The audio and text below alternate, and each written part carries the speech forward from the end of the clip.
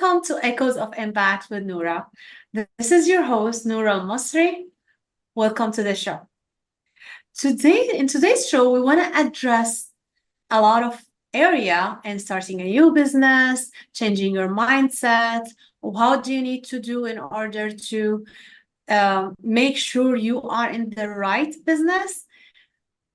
So stay with us. We're going to have two incredible guests today. We're going to start with the amazing Tammy. Tammy is an intuitive life coach. She helps women remember how to trust their intuition so they can expand their unique gifts and live unapologetically. Welcome, Tammy. Thank you so much for joining me today. Thank you so much for having me. It's great to be here. Thank you. It's my pleasure to have you here. We are here to share with the women who actually are watching our show, and also maybe the men as well who are watching the show, your experience. First, like I'm sure a lot of people are wondering, what is intuitive life coach? So, thank you again so much for having me. So, an intuitive life coach is really someone who can help you really tap into your own intuition, because I believe that we all have the ability to tap into our intuition. And sometimes it just takes someone to ask us the right questions, to hold space for us, to allow us to tap into our intuition and really find our own unique answers. That's what I specialize in with my coaching, is really helping people to figure out what it is that they want, how they want to work their business, how they want to live their life, and then help empower them to do that. That's amazing. And this is a new thing for a lot of people, I guess. So how did you end up like deciding this is the type of business you want to do?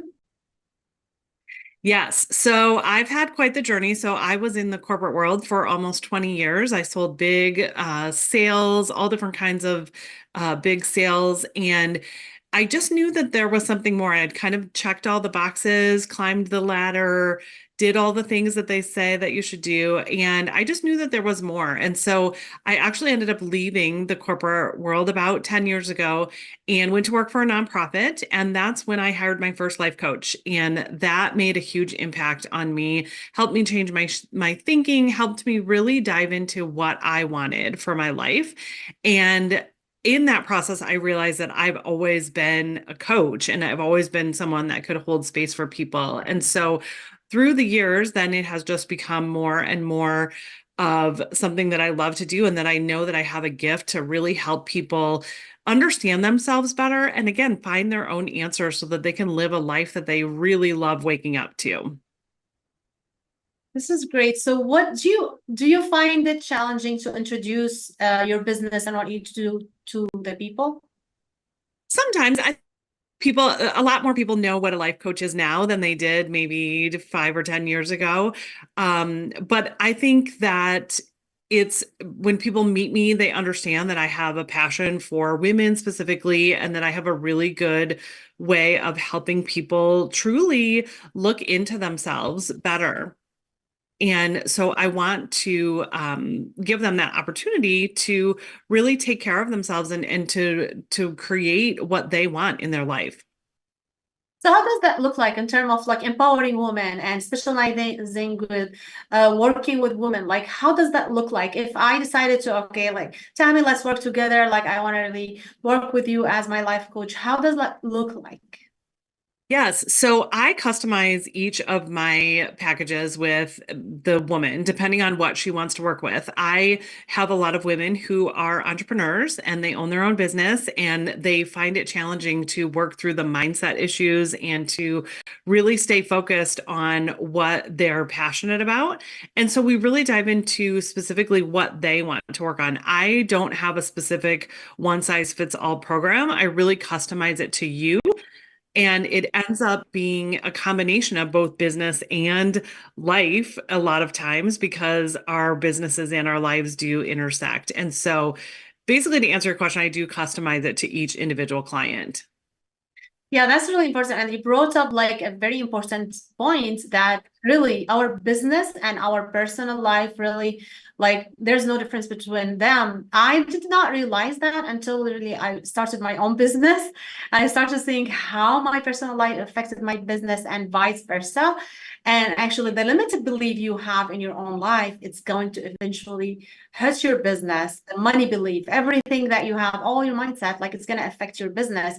We don't realize that when we start a business. We think this is going to be like, if I learn how to do this, it's going to work. But we don't realize mindset has a great effect on what we can do or not do in our business. So do you have any examples like on with women or business owner that was true for them from the clients you work with? Oh, for sure. Every business owner, it's been said, and I don't know who said it, that being an entrepreneur is really the biggest personal development you will ever do, right? Because you have to understand who you are. And as an entrepreneur, you have to wear so many hats, especially in the beginning.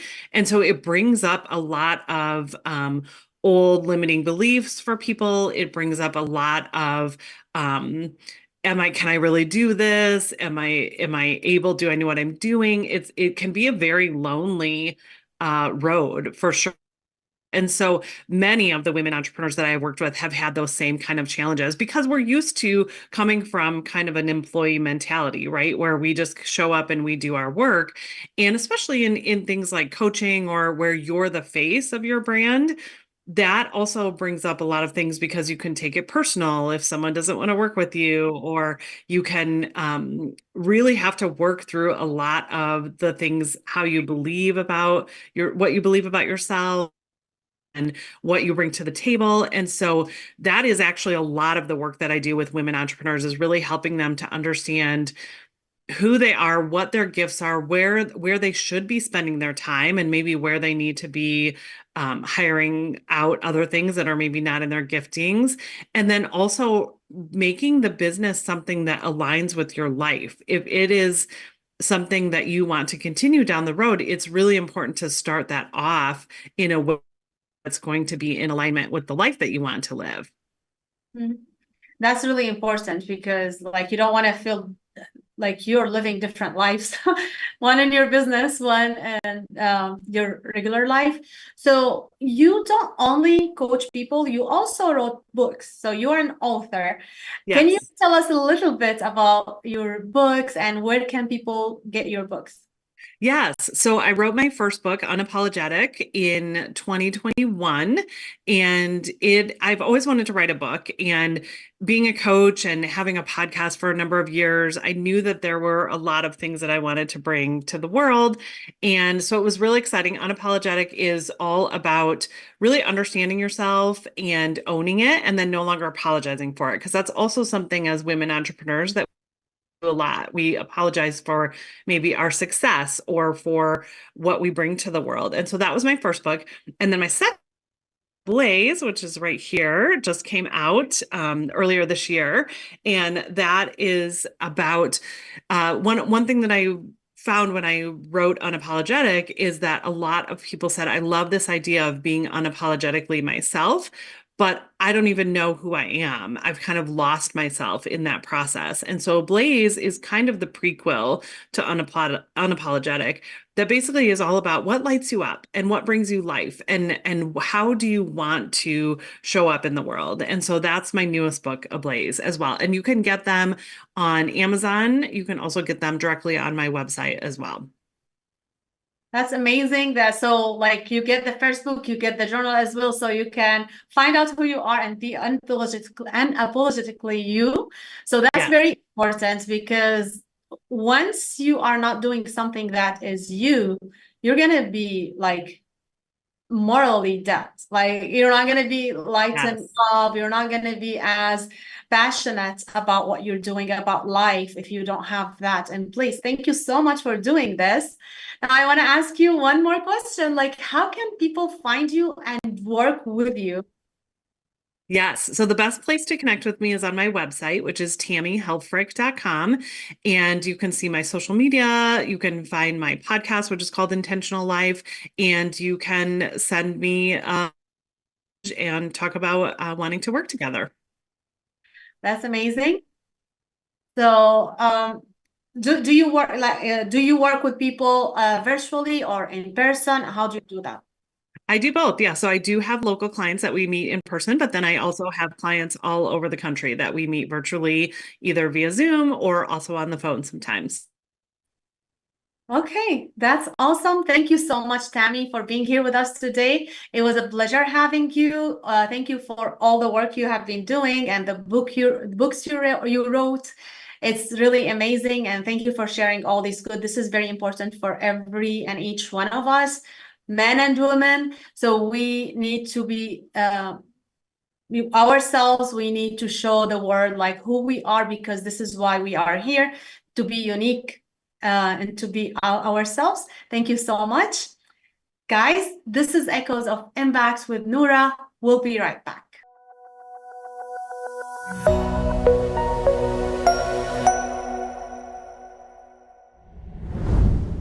Welcome back. This is your host, Noura Almasri, and this is Echoes of Impact with Noorah. I have a surprise for you guys. I can't be more excited for the guest we have today. He's an amazing man who supports women. He's going to be the first man in our show, and I'm really excited because he's very special. He is very successful. He is actually he is an advisor for more than 150 founders. We're gonna have my friend Firas Alhlou. He has founded and grown and sold businesses in Silicon Valley and abroad, scaling them from 0 to 7 and 8 figures. Welcome, Firas. Thank you so much for being my guest today. Thank you so much, Noura. I'm glad to be here. I'm happy to be here and learn some accounting tricks from you as well. Yeah, tell them how important accounting is for the business, right? I'll make sure to bring up that at least one story we had together with this one nonprofit. We'll talk about it during the show. All right, sounds Where good. Noura saved the day, literally saved the day for this one nonprofit. Otherwise, they were going to lose their tax exempt status. So thank you for doing that. Thank you. Awesome. Awesome. We're gonna have a place for that. So guys, stay with us so you can hear the story. Now, Firas, like I want people to know you more, like how share with us the journey on how did you become business world, how what did really motivate you to start a business and multiple businesses and more, like you're still and then going to Silicon Valley. I want people to hear from you. So tell us your story. Yeah, thank you again. Thank you for having me here. And I owe a lot of most of my success to the important women in my life. My late mother, my mom's best friend, who I call aunt when I was growing up. She had her own business, and she was probably one of the very few women in business. This is 50, 60 years ago. And she was very successful. And so that was, as I was growing up, I saw successful women in my life. My two sisters went to college and worked, and then my amazing wife now for 37 years, who also sacrificed a lot when we started our marriage, our life together, and then she took a hit on her career as we had our children, and then later.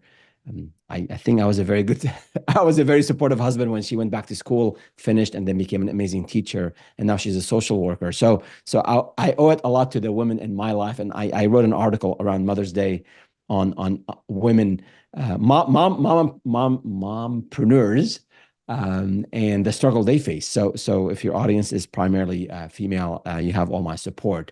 But in terms of my journey, I had no idea that I'll be in my own business, even after I graduated from an engineering with an electrical engineering degree.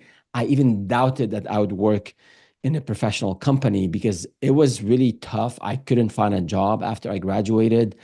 I got into a small restaurant because I had a young family. We got married very young when we were in college, and I had to support my family. So I doubted even getting into business, into a professional job. But then your network is, I think, is there for you. You just have to tap into it. A good friend of mine had moved down to Florida, worked for Home Shopping Network. He called me. There was not a whole lot of email and cell phones at the time. I flew down there, interviewed, got the job, and that's how I got into the workplace. And then later, moved into Silicon Valley and got into the startup scene. So those are the early days. Really, it was this friend of mine who knew me, who saw something in me to recommend me to his boss.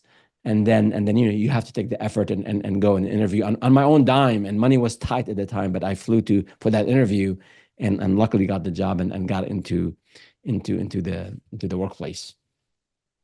That's awesome. So did you move to Silicon Valley with that job then? Yeah. So with the I stayed with the company. Almost got laid off from that company, and that was more of I think 50% of the company was laid off at one time, and that was more of a wake up call for me. I was, maybe hard to say these days, but I don't want to say I was lazy, but I wasn't really putting all my energy and time and effort and thought into my job. I was barely making it, sort of staying under the radar. And then we had this 50% of the company, my friends, I saw them packing and being escorted out. And I said, I can't do this. I can't be laid off. So I started to work really hard. I started to sort of found an area of the work that I enjoyed a lot to do with people and interacting with people, and then got a master's in management. And then promotions followed. And then I was actually, I did end up moving to Silicon Valley with the company. And I was promoted to a director to oversee the office here and then office in Toronto. So yeah, with that wake up call, sort of, I ended up working harder, got a master's, all while having a family and little kids and working full-time job. But you have to make some sacrifices at time, and it did pay off for me on the long run. And that's when we moved to Silicon Valley, and then I got into the startup scene after that. That's awesome. So what was the first business you started? So in Silicon Valley, back in almost a little bit over 20 years ago, in 2003, I was in a startup. I was a VP in a tech startup. We raised a lot of money at the time, but then we didn't get a whole lot of sales and money ran out. And one day the CEO walked into my office and said, "Hey, Firas, I have some news for you." I said, "What's up?" He said, "We have a layoff tomorrow and you are part of it." And Noura, even when I remember this today, I still I almost get emotional. It was really hard. You're a VP, you're an established person, you're a professional, you have a family to support. Why me? What happened? What did I do wrong? They're so awful. They're laying me off. What am I going to tell my family? What am I going to tell my friends? So all these emotions run through your mind.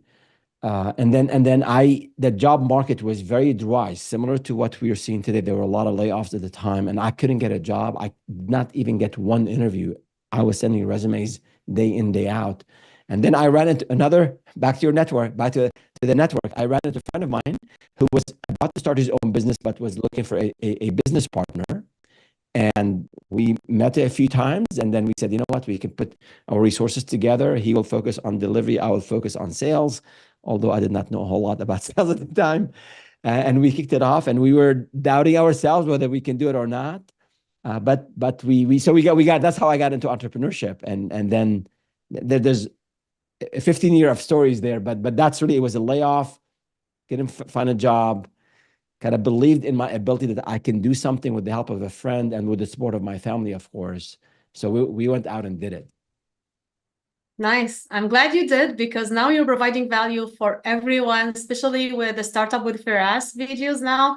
Like anyone who didn't know you before, now you guys have to watch his YouTube channel, because it's amazing. He provides all these 20 plus years of experience so you can listen and learn. So what type of business did you start other than the first one you start? Yeah, so after that tech startup, everything I've done, and we're on our 7th venture today, it's all been in services and consulting. And this might be counterintuitive for those who are listening and you're in, I don't know, Texas, in Oklahoma, in other places. This guy, Silicon Valley, with an engineering background, and I did not get into tech on my own. And I tell people, tech is amazing. If you can get into tech and if you can develop a product and sell it and maybe go on Shark Tank, that's amazing. But there's a huge segment of the industry, 70-80%, I think, in services. So you can grow services at your own pace. You don't need as much capital when you start a business, a services business. So that was the journey. Is we started web design, we did marketing, we did online marketing.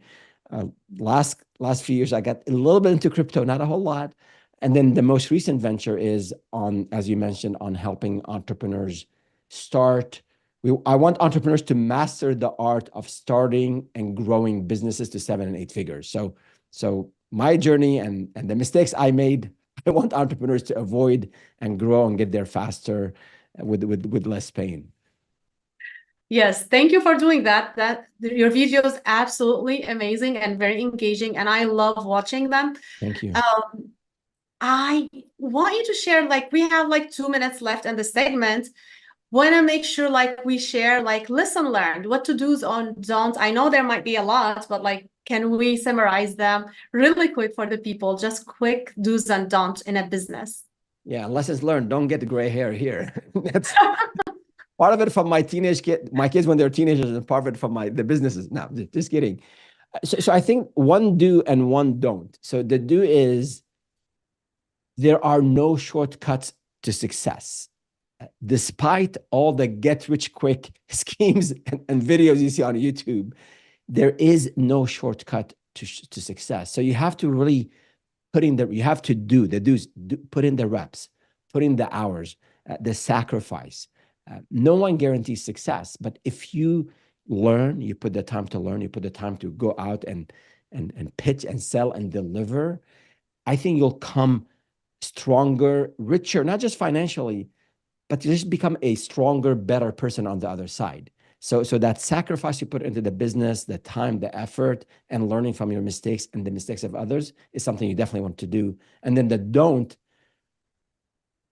I'll quote Warren Buffett, paraphrasing here. He said, your reputation is like fine china.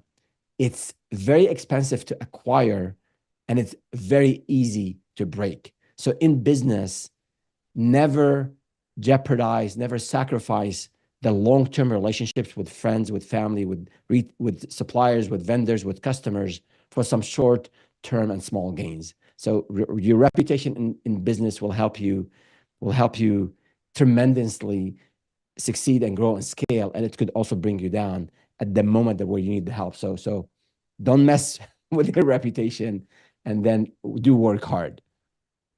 Awesome. These are 2 pieces of gold advice. I cannot agree more with you. Thank you so much, Firas. And guys, we're going to be back with our guest after the break. This is Echoes of Impact with Noorah. We'll be right back.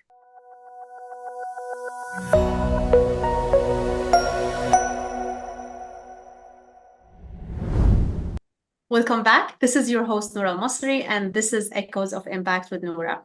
We were talking before the break to our friend Firas. He was talking about his journey. How did he start in business? And he spoke about don't and do for the business. And now we're back with Firas. Welcome back, Firas. Glad to be back. All right. We're going to ask you now, if someone wants to start a business, how do they know what type of business to start? Yeah, I get this question a lot, as well as this other question. Is this a good time to start a business? Is the economy good? Is this, that, or the other? There's a recession. So I think in terms of, there's the how to start a business, that's a different discussion. But what type of business? I think, especially in services, you want to do an inventory of your skills. Like, what is it that you're good at? For example, you might have studied something and you've gotten certifications, or you're amazing with people, or you're great in planning, and maybe you want to do like event planning, or maybe you're just good with numbers and you need to be a bookkeeper and then later a CPA, or maybe you want to do, or maybe a financial advisor. So a lot of these professions, you need to get some level of certification, but do an inventory of I would say the hard technical skills that you have, and then also look at the soft skills that you have. Maybe you're a very good listener. Sales requires a lot of listening, so you'll do well in sales. Maybe you're good in project management. Maybe you're good in presenting. So do that inventory of your own skills, and then you have to do some market research. And when I say market research, you don't need to go and hire someone and pay them $10,000. I mean, in your area, in your geography, if you're local, or maybe if you're doing something online, you can search online. You can go on ChatGPT, you can go on Google, you can go and search, go to the Chamber of Commerce, speak with someone there. They have a lot of resources. Go to SBC and find problems that people are having problems in solving, and see if you can do it faster, or maybe you can do it with higher quality, or you can do it cheaper. And that's going to make you unique. That's going to make you stand out. So I think there's a match of your own skills, hard skills and soft skills, and also what the market is in need for. Because at the end of the day, when you start your own business, your job is, as a founder, is to convince strangers to give you money, right? So you have to understand their pain points, their aspirations, the challenges, like what is it they're trying to solve, and then match that with the skill set that you have. And then I think that exercise of mapping your skills with what's needed out there should give you, I think, a general sort of direction on where you want to start your business with. And then you'll pivot, you'll move around here and there depending on what you get, the feedback you get from the market. But those are, I think, the first few things to do, and that sort of vetting the idea of, seeing what the problems are and making sure you have the skill set to deliver on what you want to sell. Awesome. So what, in your opinion, and from your experience, what do you think the elements of a good business? I mean, elements of a good business, see, there are different aspects of the business and there are different stages, right? So there's the actual service or the product that you sell. So there's marketing, you got to market yourself. There's selling, you got to sell. You have to obviously deliver. And then if you start to grow and have contractors or part-timers or full-time employees, you have to hire and manage. There's the back office accounting. So as a business owner, especially as a new business owner, you have to understand all these different areas of the business. You don't have to be a subject matter expert. Initially, I always say we have one of those principles. We call them black belt principles because I'm into martial arts. One of them is learn, implement, then seek advice. So if you're not very good in sales, you as a business owner, you have to learn sales. You have to go out and network and pitch and build that sales muscles. Later, you can delegate, you can hire someone. But if you don't know how to sell, if you don't know what sales is, how are you going to find the right salesperson for you? So I think in terms of a good business is you have especially initially, you have to learn a little bit about everything. You have to be a generalist. And over time, you start delegating, you start outsourcing, you start hiring, and then you focus on what you're really strong at. If you're very good at delivering a service and listening to clients and doing customer support, focus on that, get help maybe in sales or vice versa. But one thing you should never do as a business owner, never do your own accounting. I'm not saying this to promote Noorah's services. You watch my videos from years ago. I tell advisors I tell founders the biggest mistake I made for the first few years, I was doing my own accounting. And it was frustrating. I never could reconcile QuickBooks. I could never send invoices on time. I was always behind on paying bills. And then I should be focusing on growing the business out there, selling, delivering, meeting clients, not doing the back office stuff. So these are some thoughts that come to mind. Sorry, long answer for your question. No, that's perfect, because I'm sure people need to hear that, because also, like, in terms of accounting, when we talk about accounting, like as accountants, people think, oh, you just want to sell us a service. They don't understand they are not going to be able to reconcile no matter how much they think they can. Actually, I've seen books like coming from people who use bookkeepers, and they are just a disaster. They end up paying a lot in taxes, saving, not saving at all, So when we get people like in the regular bookkeeping service, they usually save a lot in taxes and utilize their time making what they are supposed to be doing and growing the business, like you said. So this is actually all you said is great advice, but I can comment on this. It's my area. All right. So I'll give you a chance now to tell them the story, like you mentioned in the last segments. Oh yeah. So on accounting, so I'm helping this nonprofit. So after we sold the last business, I took some time off to help nonprofits. So I was fortunate to be able to do that. And then they're doing okay. And I'm my job is to make sure their systems, their processes, so they can scale. They want to grow like almost 3, 4 times. Good cause. So I'm looking at helping them with job descriptions, helping them with like use this tool, use a fundraising tool, and then I'm looking at the books and like where are last year's taxes? So this was I think 2022, Noorah, and then it looked like for 5 years they haven't filed their taxes. Now, the IRS is nice with nonprofits. You can do an extension, right? I think up to 3 years. Don't quote me on this. Check with Noorah. But these folks did not bother to send a letter to the. I think they did send a letter to the IRS, but it was late, so that didn't count. So they were getting these fine, large sum of fines that they have to pay, and they were actually at the risk of losing their tax exempt status, and they would have to go back to all their donors and tell them that if you've donated $1,000, this is not tax deductible. It would have been really, really embarrassing for everyone involved. So, and then Noorah came in and worked, understood what's going on, helped them write a letter of, oh, IRS, please help us, help us come back. We're good people. It was COVID and we didn't have the resources. And I think in a few months, all that was taken care of. So do not be behind on your taxes. There are two things that are very certain in life: death and taxes. So work with your CPA on that. Yes. So yeah, a lot of nonprofits don't know that they cannot stay more than 3 years without doing taxes because they're going to lose their exempt status. Unfortunately, a lot of tax professionals who do not have experience with nonprofits, they giving the advice is like, oh, don't have to worry about your taxes every year. It only happens every 3 years. And this is wrong. You're going to get penalties. I actually have a couple of nonprofits now because they did not file, they were late, they did not do an extension. They have over $40,000 for just being in 1 year. Yeah, like it's serious. It's not. I mean, IRS don't joke.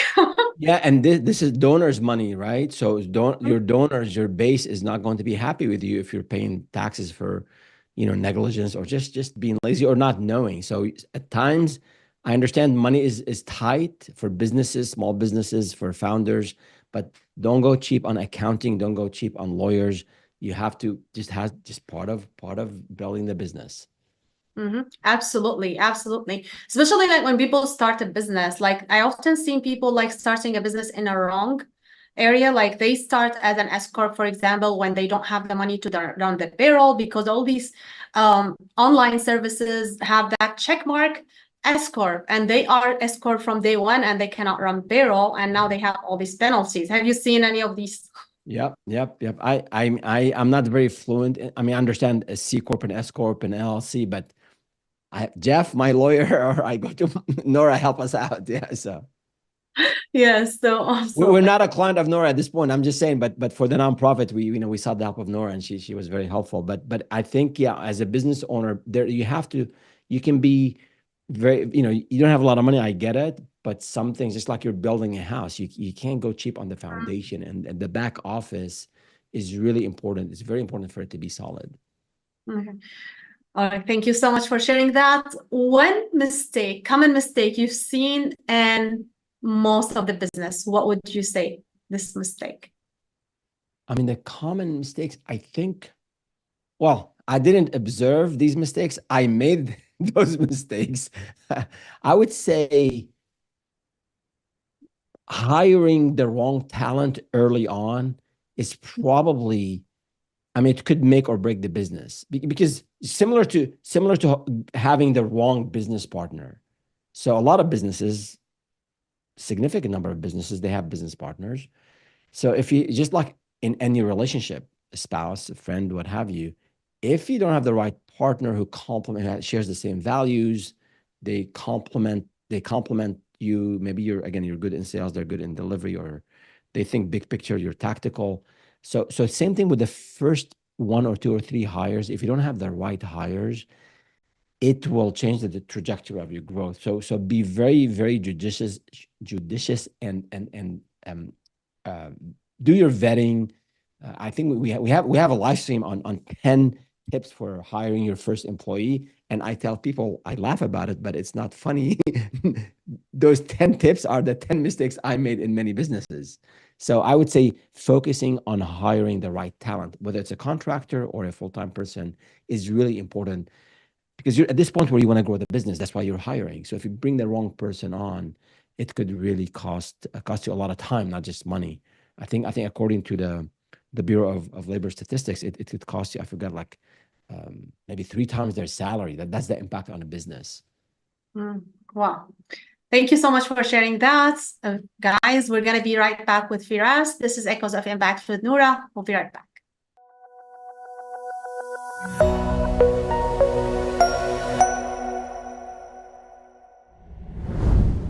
Welcome back. This is Echoes of Impact with Noura. We were talking to Firas, and we are going to continue talking to him, and he's going to unpack more wisdom from his long time experience. You want to make sure you don't miss any of the segments. So if you are just here right now, you want to go back and watch the entire episode, watch every segment that Firas is sharing the information and his wisdom. And so now we'll come back, Firas. We are going to talk about a lot of people, a lot of business owners, that they start their business because they're tired of their job. Maybe they are laid off. Maybe they are just not, they're looking for freedom. That is why they start their businesses. So, but what ends up happening, they actually find themselves working days and nights, burning out, never able to take a break, can't have a vacation or PTO anymore. And this is not what they signed up for. So, and also maybe not paid on time, or maybe not paid at all in the beginning. So how can people avoid that? Is there a way to avoid it? I don't know if folks will like my answer here, but I think there's this, like you always have to have, you'll always have a boss. So, because that was part of your question, right? Mm-hmm. If you work for someone else, they're their boss. If you work for the coolest company, whatever, Google, whatever, you have a bosses, right? If you have your own business, your customers will be your bosses. At home, you have a boss, or most of us do, at least I do.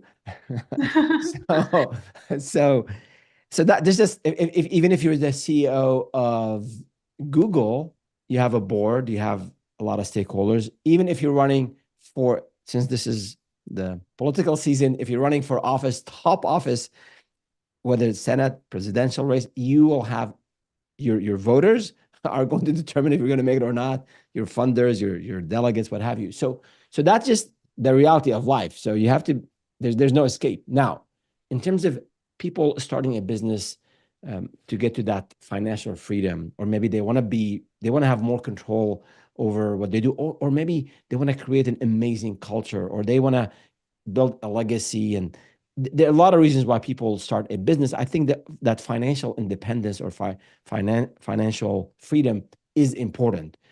Can't neglect that at all. I think we hear so many messages on social media and all these catchy titles: How to Be a Millionaire, The $1 Million Consultant, all these titles for these good books. Most of them are good books, but a lot of stuff on social media, a lot on YouTube. It's really, they're not, it's a disservice to this whole entrepreneurship concept we're talking about. I haven't seen anyone who's successful who hasn't worked hard. I haven't seen anyone who's successful, not just in business, in life. If you want to run a marathon, you can't just do it by taking a 3-minute hike every day around the house. It doesn't work. You have to train for it. Same thing in business. So I think there are seasons in your life and there's seasons in your business. There are seasons in your business where you have to put time and effort and sacrifice, but it will pay off. It will pay off financially. At one point, it will pay off in terms of having people you can delegate things to. It'll pay off in a way where you can take time off and unplug, especially if you scale properly, if you scale and have systems and processes and people you depend on, and you hire people, you hire amazing people who can build, help you build that business. So in 1 or 2 seasons of your journey, it does require a lot of hard work, a lot of sacrifice. But if you're doing things right, maybe you're speaking with the right advisor, maybe you're learning from your mistakes, you're reading books about this stuff, and you're scaling and growing and increasing your profit margin, then you'll have a little bit of a freedom to do other things, to take care of your people. As you're making more money, take care of your people. They'll take care of you. As you make more profit, then you can maybe slow down a little bit, or again, scale and have someone else scale for you. So I think in my mind, there's no escape of working hard and putting in the sacrifice at one point, but it shouldn't be like 16 hours a day, every day for years. That's just not sustainable. You'll burn out, you'll have issues at home, you won't have relationships. But in certain seasons, I think that's what it takes to really build a strong foundation for a business. I don't know, does that help? Yeah, that's really important because, like you said, information online is not accurate and gives people false hope. And it's important to have the real voice so they listen to from experience. So it's really important. Thank you for sharing that. Thank you also for sharing that through your YouTube channel. This is very helpful. Let me ask you this. How many years, like if the people like doing everything that you said, like working hard, doing everything properly, long average? I know like it can be different for every business, but in average, how long does it take a business to see the fruit of their business? Yeah, I think in services business, I think from my experience and the entrepreneurs I speak with, it's faster than if you're building a tech, product company. It's really going to depend. And I think one important thing for the audience, for the viewers, the listeners, is that I think it's important in your mind, is this something that you want to do as a solopreneur? Or is this a side hustle? Is this you're a solopreneur, you want to just do something and make, I don't know, $100,000 a year in profit and you're happy, or you want to grow the business and scale it to 7 and 8 figures? So it's hard to scale a business, not impossible, to 8 figures if you don't have staff and team and systems and processes. So I think it's important to set your own goals. I want to be a solopreneur and I want to be, I don't know, a communication coach, and I want to make net $120,000, a year. That, I think, if you have the right certification, if you have the right talent, you work hard initially to build leads and maybe establish some recurring revenue, maybe in 2-3 years you can get there. Again, don't quote me on the number of years because there's just so many different factors. Yeah. If you've been at it for a long time and you are like you're hitting a wall, you have to pause and assess what happened. Like what happened last quarter? What happened from January 1st to June 30th? What happened last year? Why am I keep getting cheap clients? Well, you have to really interrogate all of that and then adjust for the next quarter. So those are some thoughts in terms of, I think it's going to vary on the business, on the industry you're in. But it's not going to happen overnight. It's not going to happen in weeks or I think months. It's going to take a couple of years, I think, at least, but it is doable. And I can tell you, when we started a sister company in Dubai, this is back in 2012, same services here, it took us half the time that it took us the first business to get to 7 figures. So with experience, even if in your own business, as you get more experience, as you get more accomplished, as you get a better and stronger brand in the marketplace, as maybe you niche down, you will start to command a higher premium. You'll get better clients. You can deliver more efficiently, and all of those factors help you improve your bottom line. This is really helpful. So like you are with people who saying like niching down will allow you to grow faster. Is that accurate then? I think so. I would recommend niching down like off the bat if you just started. And there's a great book on this concept called Niching Up by Chris Dryers. And so it's a good book, not too long. But the idea, I think, start broad, especially if you're new to business. if you're already in business and you already have an understanding of a vertical or maybe a client segment, or you have a specialized skill, yeah, maybe you just go right off the bat. But in general, I think start broadly, see what resonates better with you and the clients, what you like more than maybe another thing, and then later, like, just give it a little bit of sort of start as a generalist. At least that's my experience, and then you can niche down. All right, thank you so much. Now, with what's been happening since October, a lot of people are not happy with the policy. For example, we're not going to get in politics, but a lot of people wanted alternative for the businesses they don't agree on. They don't want to spend their tax money on something that's supporting their opposite parties. So we started talking about, like, do you want to just have a business or an empire? At least here at Noorah's Books, we started talking about this. If you want to be able to have a voice, you have to have an empire. Is there a way for small business owner to really build an empire, in your opinion? How can we do that? Short answer is yes. I mean, all these big businesses from big tech companies, the co-founders of Google, or you've talked to, the co-founders of Amazon, Jeff Bezos and his wife, like, they started in their selling books in their garage, right? And now they're empires. Not saying everyone will have that same success. They had the resources and they worked really hard and other things, among other things. But I think if you look at the top consulting companies now in services, Deloitte, PwC, McKinsey, they all started small. So yes, you can build an empire, I think, as a small business owner, but you can't do it. You said 9 to 5. You just can't. So I think it's a great question. So I would start in your mind with your resources and also the situation you're in, the season in your life. Can you commit to 12, 13, 14 hours a day for the first year?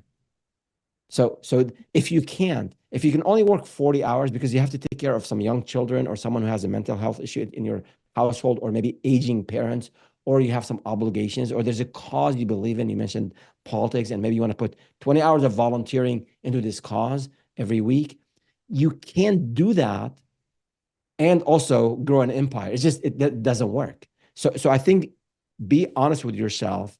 Know what's required to get to where you want to go, and then make sure you're set up for that. So I'll just say 20 seconds here. I was speaking with a founder doing amazingly well. He was at 7 figures. He wanted to double his revenue. We came up with a sales plan and a growth plan. 2 months down the road, I'm talking to him. We're not seeing progress. What's going on? Well, he said, I'm only putting 30 hours in the business. I said, what's going on? I'm going through a divorce. I have 3 kids. I said, my friend, this is not the time to grow the business. I'm all about growth.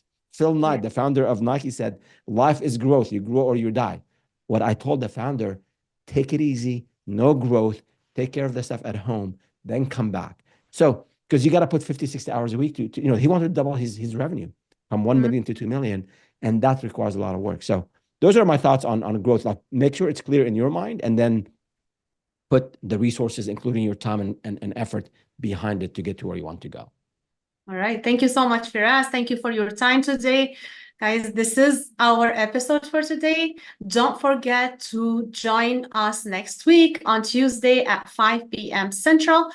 And also, if you have any question, if you'd like to come on the show, make sure you email me at hello@echoesofimpact.net. Again, it's hello@echoesofimpact.net. That was your host, Noura Almasri. Until next time, keep making an impact.